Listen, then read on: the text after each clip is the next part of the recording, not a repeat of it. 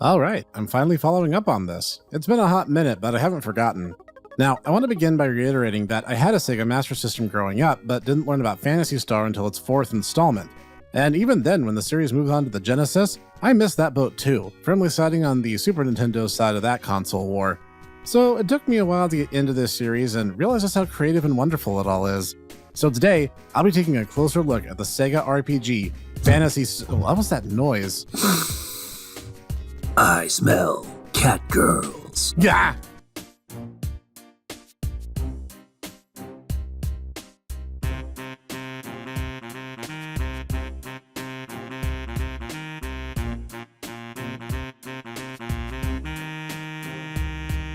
Greetings everyone, this is the Hipster Snack, and today, my good buddy Dietaku and I will be taking a look at Sega's Phantasy Star 2, released for the Sega Genesis in Japan in 1989, and North America and PAL regions a year later. It is I, Dietaku, player of action RPGs and knower of useless trivia. And before we go one step further, I have got to talk about this box art situation. I mean, step aside Capcom, because this ranks up there with the first two Breath of Fire titles or the NES Mega Man box art in terms of its sheer contrast. Yes, but counterpoint. North American box art has Space Don Quixote. Automatically superior. Also, I swear when I first looked at this, I thought the weapon he had was a sword, but no, it's actually a gun. Made all the funnier by the fact that Rolf can't actually use guns, but now we're getting a bit ahead of ourselves. Also, I just noticed where Nay's hand is going at the North American box art, going right for the goods. Anyway. Also, they totally made her a space elf. Anyway, box art aside and starting the game in earnest, we jump right into the heart of the matters as the story kicks off. Oh, as an aside, I'm playing this on the Sega Mega Drive and Genesis collection on Steam, and not some wonky fan translation patch this time, so this should be a bit less confusing. We pick up 1,000 years from where we last left off in the Algo Scar system, conspicuously missing its last letter this go-around, but what the heck, things change, and we awaken as Rolf from a nightmare that totally isn't Alice battling the Dark Force. Or Dark Falls, depending on which game and translation you're playing at the time. Yeah, get used to 4 character limits, they're going to be cropping up a lot. The third party member you get is Rudolf Steiner, and game just calls him Rudo as a result, which is hilarious despite those limitations because the game is housed in a 6-bit cart and the first of a kind in that respect. When it debuted, Phantasy Star 2 was the biggest console RPG of its day. This, coupled with the fact that it was sold alongside its own strategy guide book, is why the game was rather expensive at launch. Yeah, it seems like Sega just can't stop pushing things to the bleeding edge, can they? Rolf starts off on the lush paradise of Mota, previously Motavia, but wait, wasn't Motavia the desert wasteland planet before? Right, you are. But thanks to the Mother Brain climate control system, Mota has been terraformed into a lush paradise planet and a post-scarcity society. Several NPCs in town even mention that they don't need to pick up jobs because there's so much to go around that there's literally no demand. Great. The entire planet made up of Twitch streamers. Just what the galaxy needs. Not that the rest of the system is safe, with Palma, now Palm, being the head of the government where people live in actual, literal ivory towers in case the metaphor was lost on anyone. And even then, Mota isn't perfect, as monsters, called biohazards, are on the rise. Likely as a byproduct of forcing Mota into the habitable zone. If you thought the giant bug problem was bad in PS1, you haven't seen anything yet. Also, Terraform Mars is a very good series. Read it sometime. So Rolf begins his workday as any other and is given the unenviable task of figuring out why the local insect population is going all stir-crazy. He then heads straight back home to grab his starting gear and is intercepted by his roommate, sister, catgirl emote, whatever, Nay, who insists that he isn't leaving without her. Which is a little backhanded because she starts with no weapons on hand, so go buy 2 steel bars for her at the weapon shop and plunk them into her hands, otherwise she's completely unarmed. Thanks, game. I totally wanted to immediately have to burn my starting 200 Meseta right out of the gate because of you pulling stuff like that. Not that I need a helmet for Rolf or anything, I'm sure the giant insects won't aim for his unarmed head. Speaking of, much like the first game, we're gonna need to grind for a while because I didn't want this game to be beaten into weekend's rental. So let's start out with some basic stuff while we're killing the local grasshopper population. The game is supposed to be for the Master System originally, and the simplicity of the overworld maps underscores this a bit, given that all the characters on the overworld look like early aughts sprite comic edits of one another. Being unable to fit it, you might see a bit of graphical detailing when in combat. They really did go all in on making the monsters distinct if nothing else. The general view of combat is swapped from Dragon Quest first person to situational third person, with characters either attacking or being attacked being the only ones in view, popping up on screen when needed, because enemies can attack them regardless of party arrangement. This can look a little strange, but it does give visual cues as to who is taking a hit and when.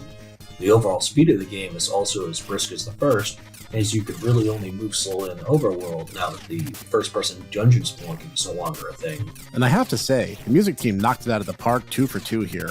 As soon as I started, I found myself entranced by the town ditty. The music in this game is crazy good, as should be expected by the team that would move on to do Sonic the Hedgehog not too long after. The battle themes are fantastic stuff, and even just trekking the overworld felt good because the audio made it all such a lovely and lively experience.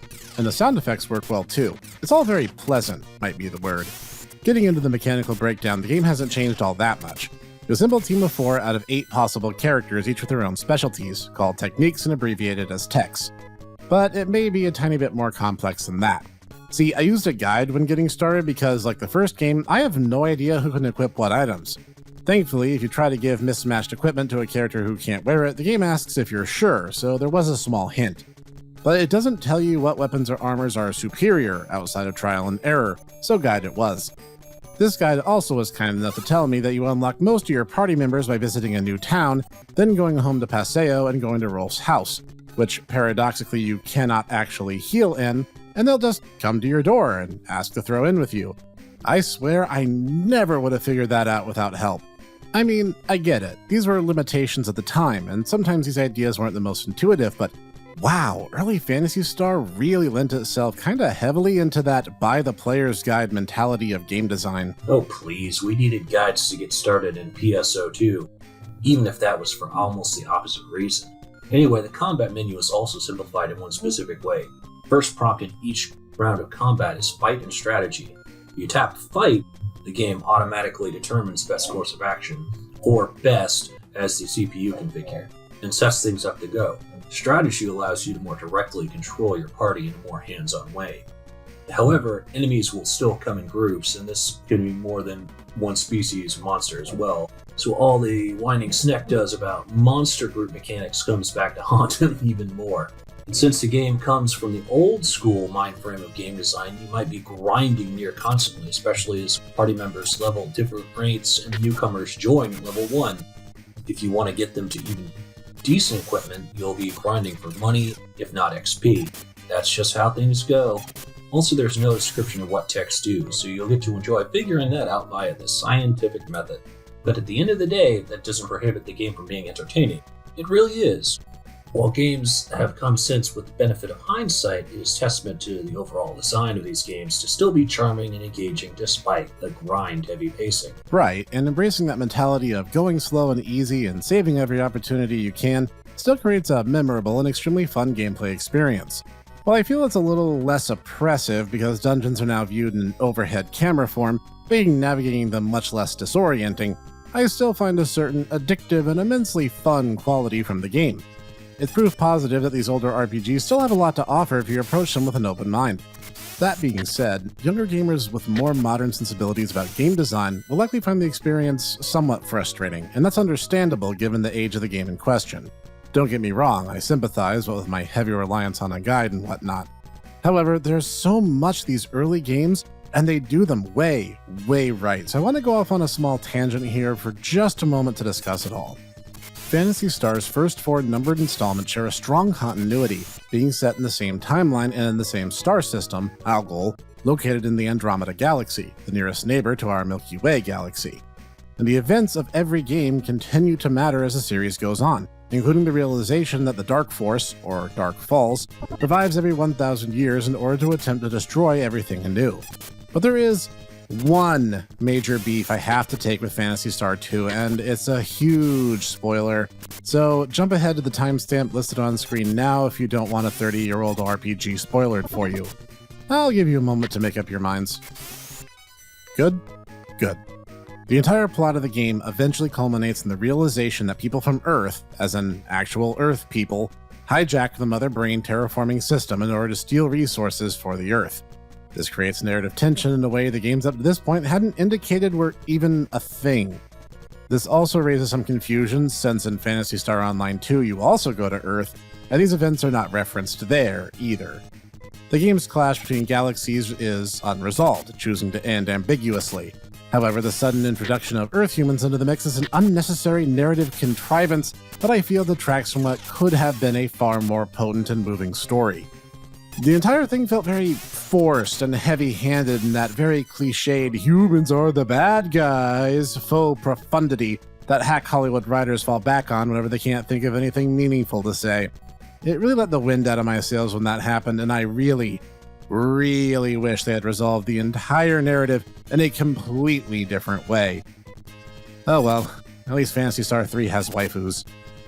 And I'd say that's the final word on this bit of obscure gaming. Thanks for lending me a hand, Potato Cat Man. Thanks for having me on, and also thank you for watching. And this has been the Hipster Snack, bringing today the next game of the Phantasy Star saga. If you liked today's episode, smash the like button so I know. Also, leave a comment down below. Did you play this game before now? How did you find the series? And you can always hit the subscribe and bell icon so you'll never miss more as they come out. And it all helps me out a lot. Join us here each week from our Obscure Games, IndieX, Neck Tech, Let's Plays, and the new home of the Tomodachi Bros Review podcast, also featuring Dietaku, so you can hear more of our beautiful dulcet tones there as well. All this and more every week, 5 days a week. Join us here, and I will see you there.